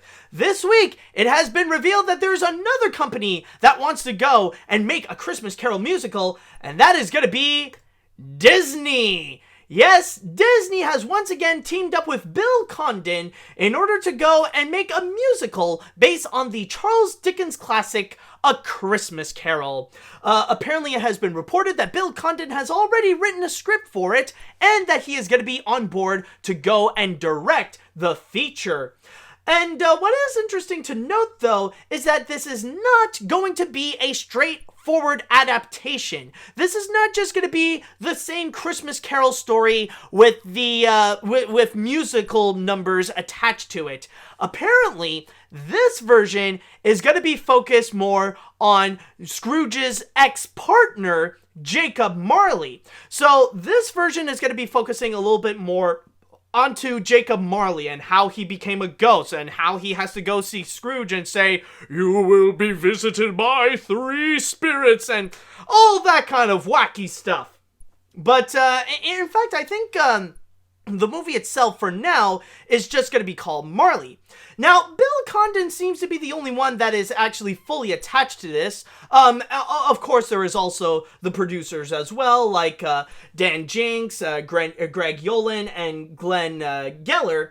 But also, in terms of the songs, they actually got legendary composer and lyricist Stephen Schwartz to do the music. And you know Stephen Schwartz, this ain't his first rodeo at Disney.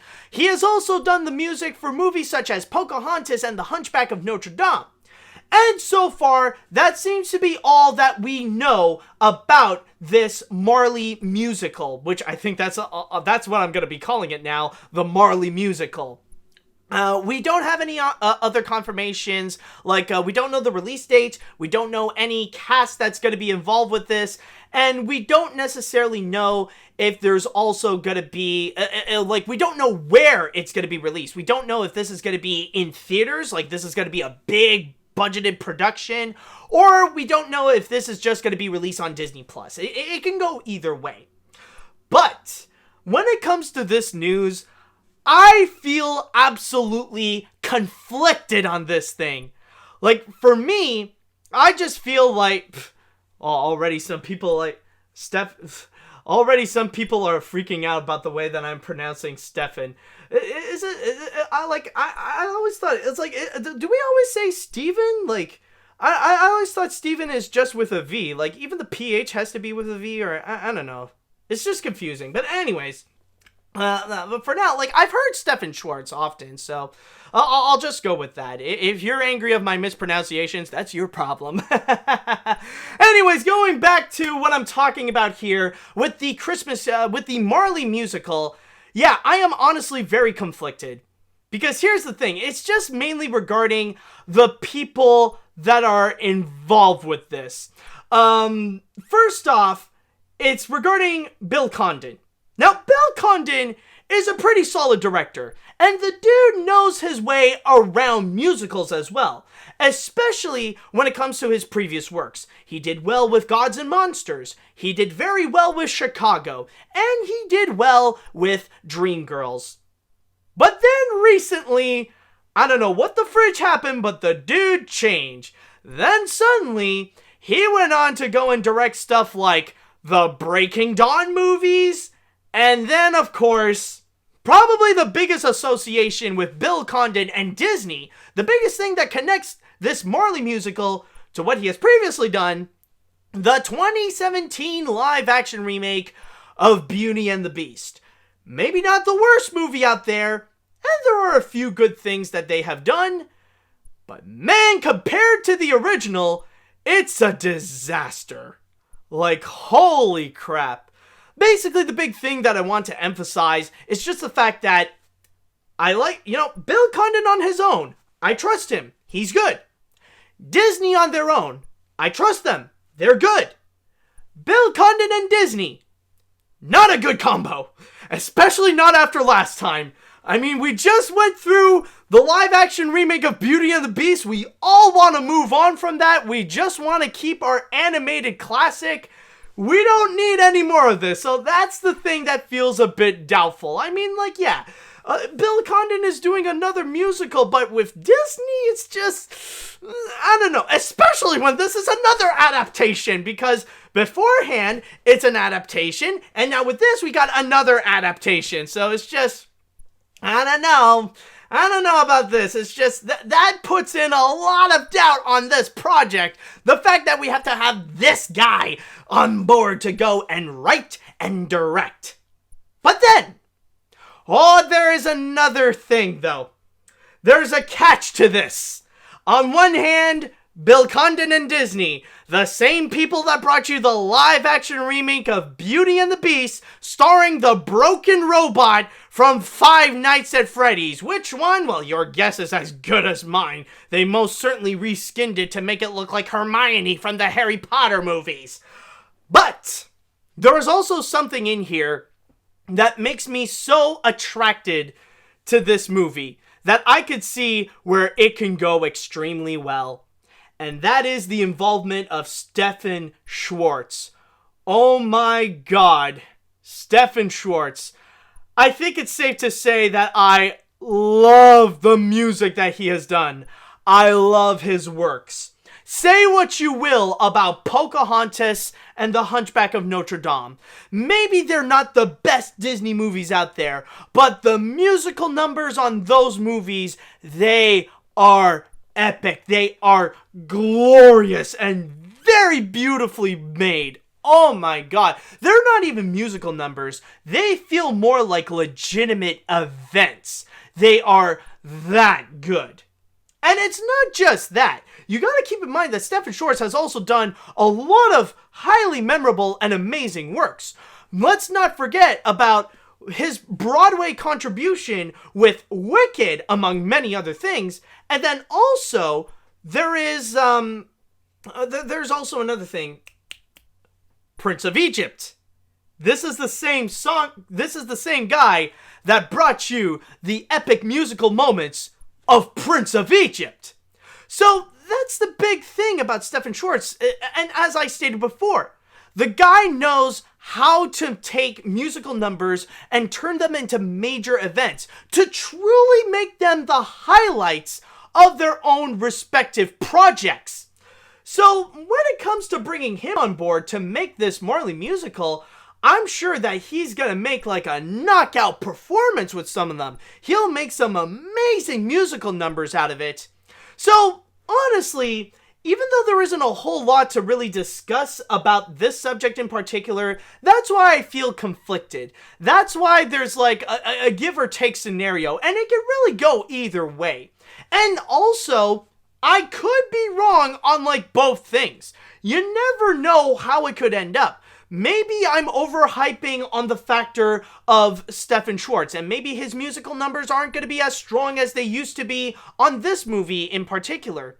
And then there's also the factor that I could be wrong on Bill Condon and Disney. That Bill Condon could actually do something really good here. Maybe like he'll have a change of mind and we're not going to get the Beauty and the Beast Bill Condon, but we're going to get the Chicago Bill Condon or the Dreamgirls Bill Condon.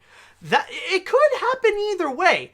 I feel like honestly this could be more of a wait and see kind of scenario. So I don't know how this is gonna happen, but it's just, with these two people, I'm sure that something interesting is going to happen. Maybe something good, maybe something that will suck, maybe it will happen either way. But, I don't know, for me, I feel like it's just, we're gonna see. Oh, and someone corrected me that apparently it was Rob Marshall that directed Chicago. Well, oh wait, hold on, I just want to double check. Maybe they... Okay, yeah, maybe he just, okay, yeah, maybe you're right, sorry. Like, well, technically he wrote, like, Bill Condon did write Chicago. I think he was the writer on that. Just to clarify, sorry on that. Bill Condon was he was just the producer? I don't know, I thought, well, it didn't even mention here, like he was nominated, okay, well, I don't know, like, I know Bill Condon is involved with Chicago. Some way, somehow, he was involved. But the big thing is just, with this Marley musical, it's just I don't know, I feel like we'll have to wait and see, and I could see two extremes that this could either go beautifully or this could be a disaster, but I don't know, we'll just have to wait and see when this is gonna happen. We'll see how this will go. Alright, so with that said, I would like to know what you guys think, however, regarding this Marley musical. What does the chat wall say about this? Are you guys excited? Are you cautious? Are you disgusted by this? I want to know what you all think about this movie. Okay, now let's see, what do we got? What do people have to say about this? Let's see. Marley sounds aight. Sure, I don't trust Bill Condon with a Disney musical after the result of Beauty and the Beast CGI, but Stephen Schwartz's involvement does hold some major promise. But since it's officially Christmas season, we can officially belt it out. Feed thee! I'm not going to sing the whole song. Feed thee what? I was like, wait, what song are we going? Feed thee? I don't know. Maybe it can help out if you could sing like a Muppets Christmas Carol song. I know all of them by heart. Okay, anyways, let's see, what do we got here? Yeah, and someone mentioned Stephen Schwartz also did Enchanted as well, of course. Okay. Someone's mentioned, he's like, we already got so many adaptations of A Christmas Carol. I know, but it ain't gonna stop them from making more. Let's see. I've never been a fan of A Christmas Carol, but I'm quite intrigued. The writer, not producer, my mistake, okay, so it is the writer. I knew it! I knew he was more involved in the creative aspect. Okay, the writer of Chicago and the lyricist of Hunchback and Prince of Egypt makes me hopeful. I'll be looking forward to this film with curiosity. Okay, there we go. Well, let's see now. It won't be better than Muppets Christmas Carol, so what's the point? Well, I mean, if you're gonna make that argument, if you really are gonna make an argument about Muppets Christmas Carol, if it's not, like, listen, if it's not gonna be as good than Muppets Christmas Carol, then at that point, there should no longer be any other Christmas carols ever. Because nothing can top Muppets Christmas Carol. Let's see. Stephen Schwartz's soundtrack will be the best part until the cast comes out. Yeah, you never know if they brought in a big name celebrity that doesn't even know how to sing. Oh my god, unless... Please bring in Russell Crowe. Please bring in Russell Crowe's musical comeback for frickin' Marley. Can we actually make that happen? Just like with his resting sad face all the time. Like, it would be good as a ghost of Marley. It's like, I am reaching, but I fall as the stars come black and cold.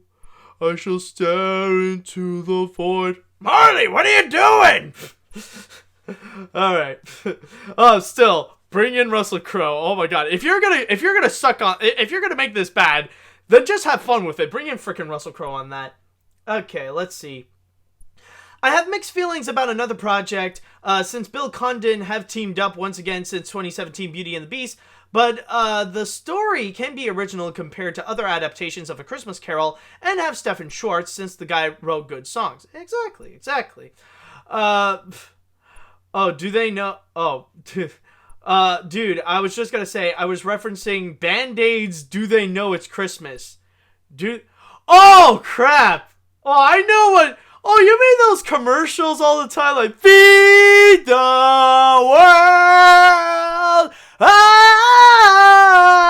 Yeah, that thing? Are you saying that? Oh my god, okay, now I know exactly how you feel. So, I was reading feed the, I didn't expect feed the world! You know it's Christmas when the radios are blaring that crap out. Okay, I'm gonna read one more comment before we jump on to the next thing. Let's see. It will be very interesting to see Marley as the first Christmas Grouch. Maybe learn how he influenced Scrooge. He's got to be better than Mr. Grouse, in my opinion. Yeah, you never know, man. You never know. Alright. So now, with that said, with all that done, it is now time that we are going to jump onto the grand finale. And with this one, I will say, we're going to go into a story that I feel a little bit more personally, it feels a bit more personal on this, considering that the subject on this is actually about YouTubing.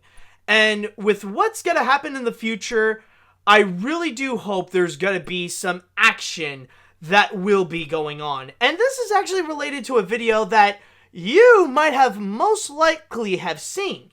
So with this one, it's a little bit of a unique story, but let's go ahead and talk about the YouTubing conundrums of Lindsay Ellis. So this is going to be a bit of a complex story, but here goes nothing. Hopefully, you guys will go and follow me on this. So the big situation that is going on is that, before I continue, I just want to ask, have you guys seen Lindsay Ellis's video called Woke Disney? A pretty solid video, I might add.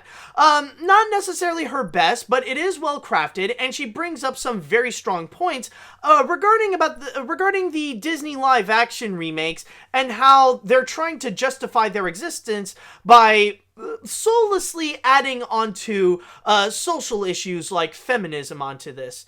Okay, so apparently it's been a mix. There are some people that say yes, a few that say no, but yeah, so basically this is mainly regarding the element of woke Disney. Now, apparently, recently, what happened was that Lindsay Ellis ended up getting a copyright claim on her video, specifically coming from Universal Music Group, in which they actually they actually detected the Song of the Roustabouts. You may know from Dumbo. Song of the Roustabouts, she added that song into it to discuss about the element of racism, or the possible racism in that song in particular, considering that the original Dumbo, there are some outdated elements that nowadays can actually be viewed as racist, especially when one of the lyrics of that song is like, "You get that rope, you hairy ape," and like there are plenty of people that would be watching it and they're just thinking, I hope you're saying that about a literal ape, considering that the animals are also helping out on this, and hopefully you're not referring that to the dark-skinned people that are working on building up the tent. Because if you're saying hairy ape to black people, man, you in trouble, boy. Almost as bad as saying the N-word. But anyways, going back to what I'm talking about, UMG ended up claiming Lindsay Ellis's video, and her YouTube channel is not necessarily in trouble. She didn't necessarily get a copyright strike out of it, but she is just going through the same bullcrap song and dance number where she is going to dispute it and then appeal it and go through all that kind of thing. If you work on YouTube, then you know exactly how this freaking process works. However, this is the part where it gets complicated. This is the part where Business Insider made an entire news report about this. This is where it gets really problematic, and it does get pretty complicated. Now, for those of you who have seen Lindsay Ellis's video, then you might also know of the fact that it was sponsored by Audible. That Lindsay Ellis signed a contract with Audible.com to put in an advertisement in there where she would go and promote Audible to say, hey, go and subscribe to Audible, use my promo code to get a discount and all that kind of stuff. Like, she would go and do all that. But in her contract, it was stated that if she wants to get the advertisement money of Audible.com, then she must not put up any advertisements at all in her video. Like, she cannot put on the ads because there already is that one prominent ad that's in the video, which is from Audible. However, when she got the copyright claim from UMG, that automatically turns on the advertising. That automatically turns on the ads, because when you do get copyright claim, that's the big company that's telling you, hey, you have a little piece of something that is made by us. So now whatever ad revenue that you're making on that video, it will go towards us.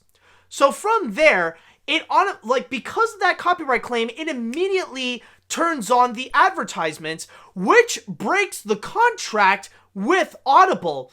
And right now, Lindsay Ellis is stuck in a really nasty spot because her reputation in terms of sponsorships is in jeopardy right now, because something that is far beyond her control is messing with her contract with Audible. Now, Audible didn't necessarily get angry with Lindsay Ellis. They only contacted her to say, yo, what's up? What's going on? Like, what's even happening? And so, Lindsay Ellis currently is kind of panicking about the scenario of the fact that her branding and sponsorship reputation is pretty much in jeopardy because of the copyright system on YouTube. It is not her fault at all. In fact, the use of songs of the Roustabouts, like, that's totally fair use because she's trying to make a point about the 1941 Dumbo movie. But because of this copyright system, it's pretty much affecting her career in a different way.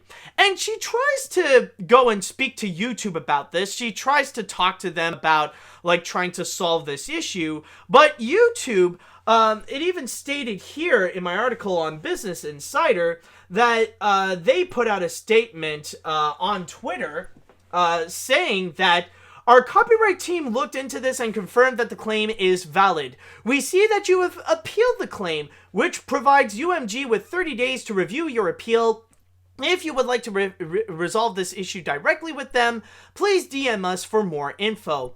So basically, as a YouTuber, I can pretty much say that YouTube does not care in this situation at all. This is YouTube putting up their robotic comment. Like, I don't think this is a person that actually stated this. Like, this is not an actual human being that wrote this directly to Lindsay Ellis.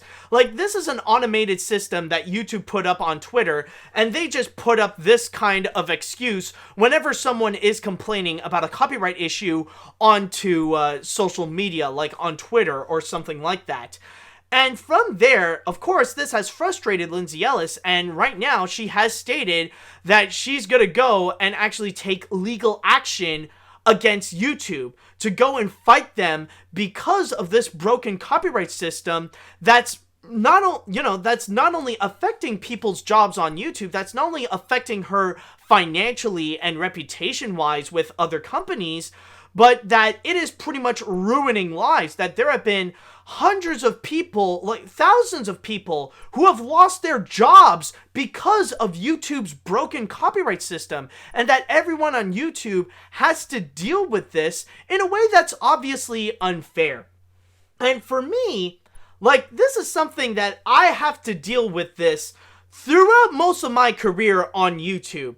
Like, this is a story that I'm all too familiar with because I've always had to deal with bullcrap copyright claims again and again and again and again, and I'm a fighter in this subject in particular.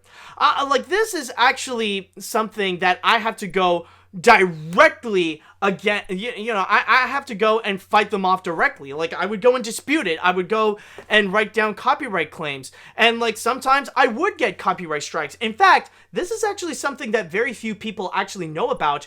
There was actually something a few months ago where I actually ended up getting 2 copyright strikes because of music that I use in my review of Romeo and Juliet, and I had to go and slowly take them down one by one.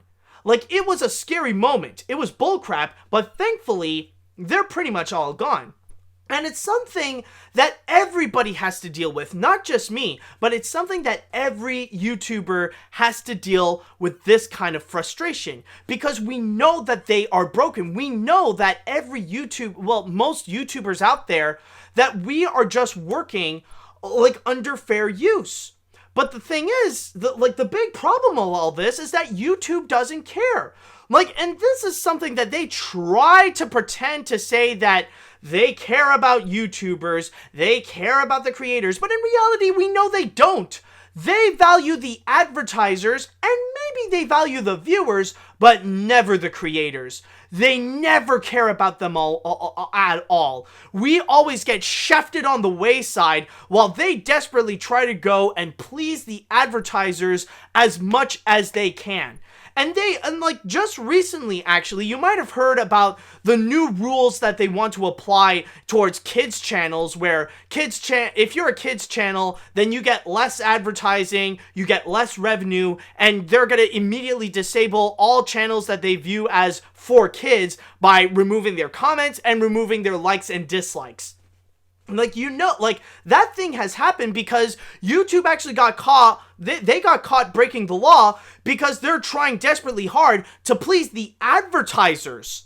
So so the thing is, YouTube is a company that we know they value the advertisers and they value money more than anything, more so than the frickin' law. And with their copyright system, like, this is something that we have to deal with all the time, and we know that it's broken, and we know that it's glitchy. In fact, I have something to prove to you that there is a massive problem with the copyright system. And I have a personal example that I need to show you. So let me show you. This is my copyright notices, and you might notice one video here. It's one of the old parts of the first animation look back Disney.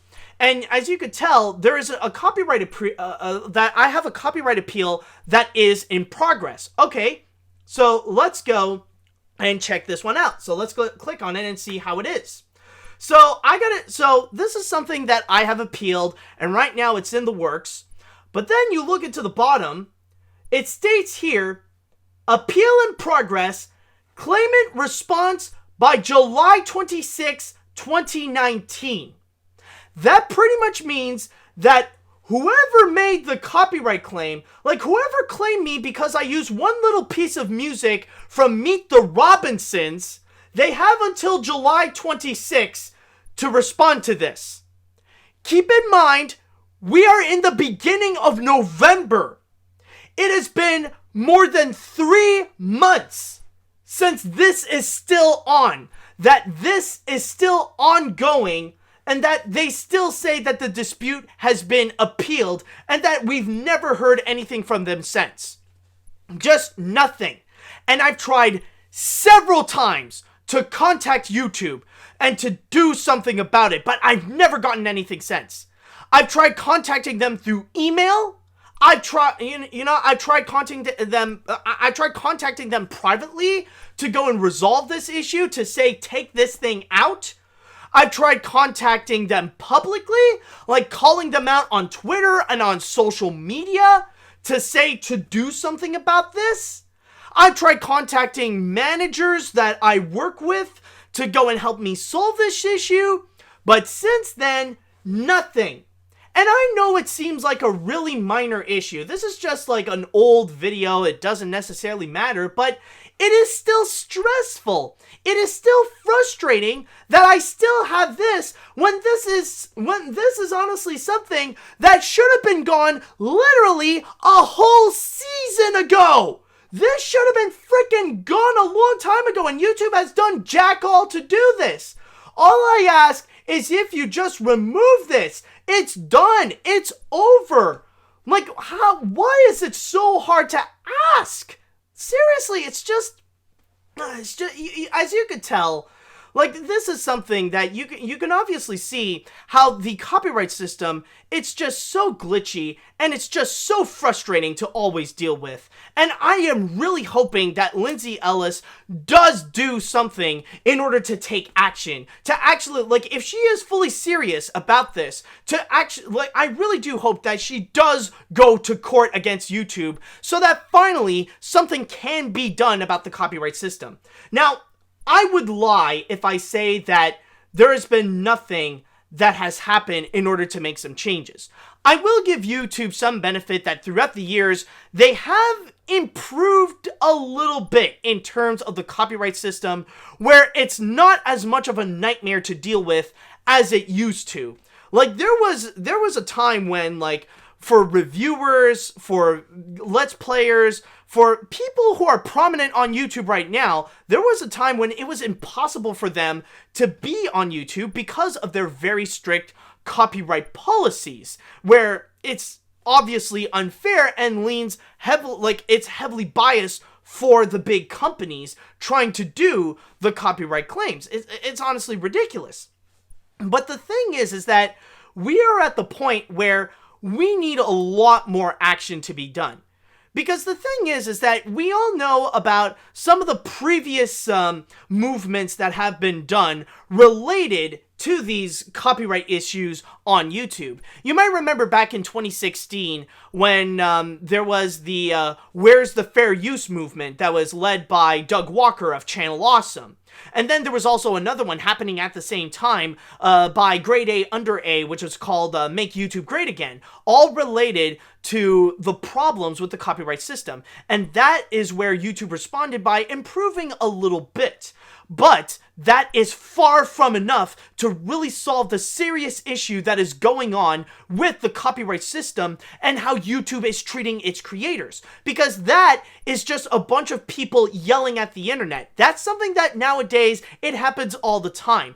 We need to do a little bit more than this. We need something that, we need at least someone to go and stand up and to take action. Someone to go and to literally tell them, listen, we are sick and tired of being treated like dirt from you guys. We are the creators. We are the reason why you guys are making money in the first place, and we demand to have better treatment, especially with the copyright system, and please make it fair for us. Try to make, like, we are doing this for fair use. It's time that you need to start acknowledging it. We cannot continue, like, honestly, at this point, yelling hashtag where's the fair use is not going to do anything anymore. Right now, it's useless. Right now, we have to legitimately take action. We need to take YouTube to court to this. Because, like I said, this is an issue that cost thousands of jobs towards YouTubers, towards content creators. This is something that is ruining livelihoods. It's ruining jobs. It's really messing a lot of people over.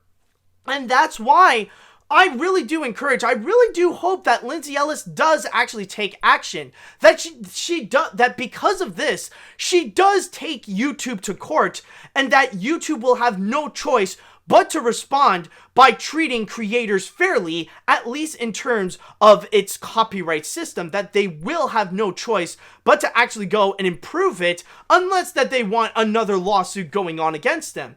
And that's the thing. We can no longer keep on yelling. We have to start taking action. And that's why I want to go and highlight this story, to go and present this serious issue that is going on with YouTube, that is going on with every YouTuber out there, including myself, and showing you like one example to show how broken the copyright system is, and how like it is right now just absolutely glitchy and dysfunctional even.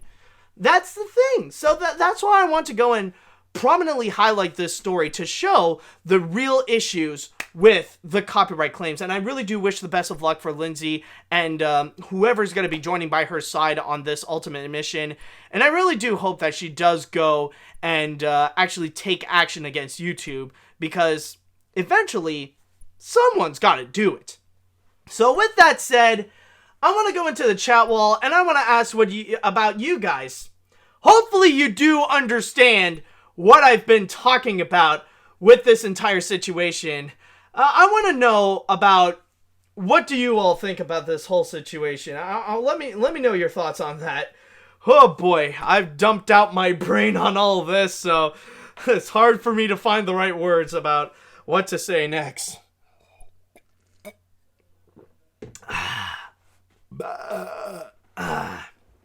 Just need to let that out a bit. Okay, let's see. This happened to me this afternoon. I got a copyright claim from UMG for using a Sesame Street song. Since the video is about Super Grover, all I can say is screw YouTube and their CEO. I wonder in the future if many creators would go on strike or walk around the YouTube headquarters in California, kind of like the animator strike at Disney. That could be something. Like, honestly, that could be a possibility that like a lot of YouTubers are in California, and if the problems with copyright is starting to get really serious, then that could be a way to really get their attention. That could be a way to take action. That is an option. Let's see now. YouTube is killing music enjoyment. In the earlier years of YouTube, I used to post a video with just under 12 to 15 seconds of a song, and I never got any claims. However, in late 2018, I was receiving a huge claiming rampage on my video, even the unlisted ones, and many of them are blocked worldwide because the company who's holding the rights to the Beatles like to censor the Fab Four rather than to fulfill John Lennon's wishes to share his music as worldwidely as possible. Yeah, well, then again, it really does depend on how you use it. Like, hopefully it is under fair use.